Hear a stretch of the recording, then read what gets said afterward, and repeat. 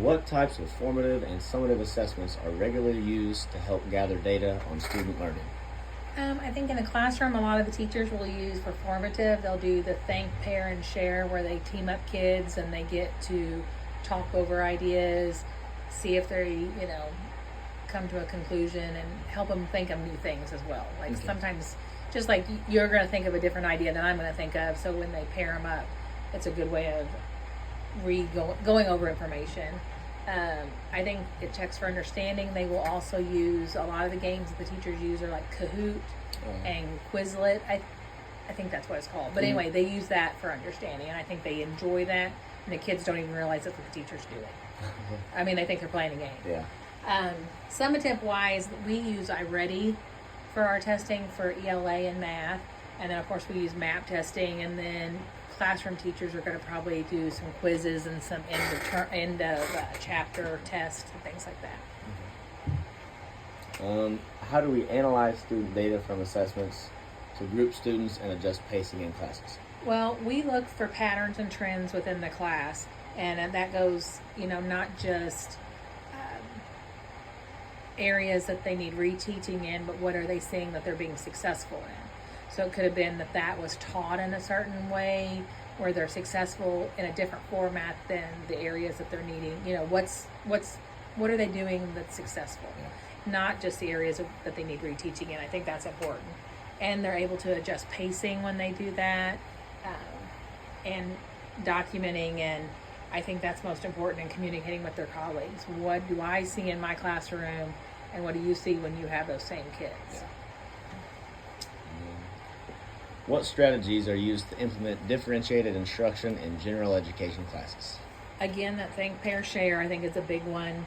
Tiered assignments, sometimes we have to work with that. Using different resources, making sure you have a good level, a wide variety of level of like reading materials, because that way everybody is being reached in a way that on their level. Yeah. I think that's important.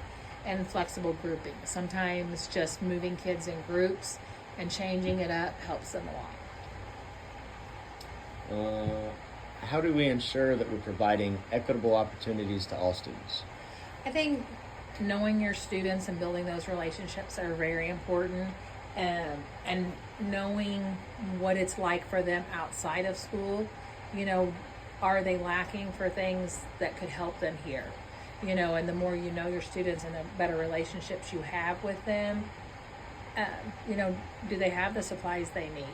Do they have, sometimes are they hungry?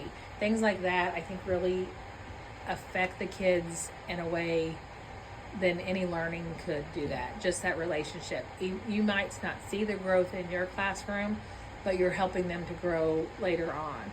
And I think it's also important to celebrate their successes, and not even so much calling it a success, but the growth.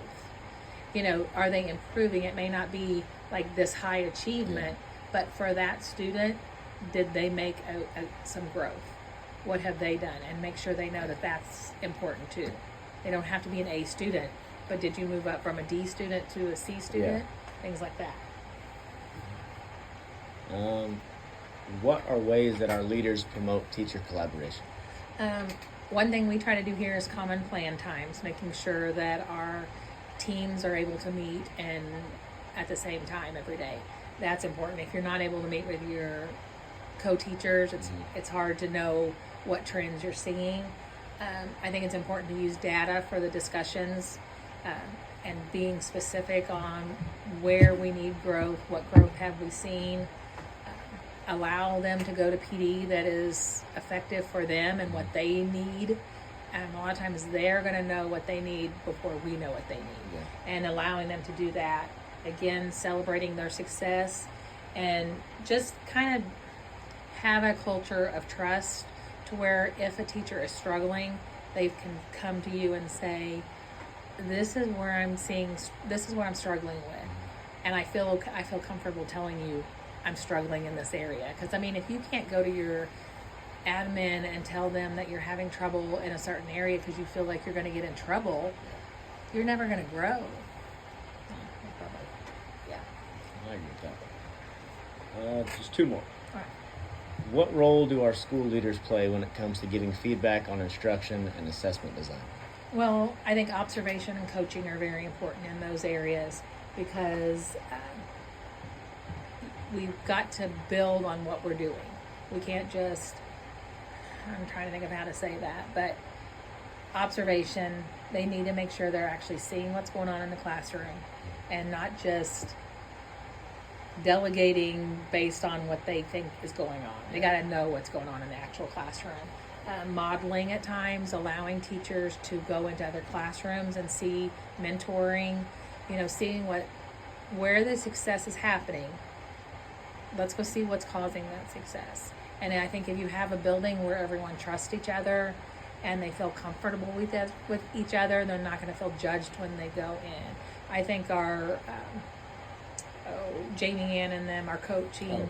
That's a great thing to have because they feel like they can go to those people without being judged. Looking at data together, not just being told this is where we see a problem, but go over it with the staff. I think we do a good job of that. Travis and Missy, and sharing it with the teams and letting them look at the data, giving them all the information, and seeing what do you see?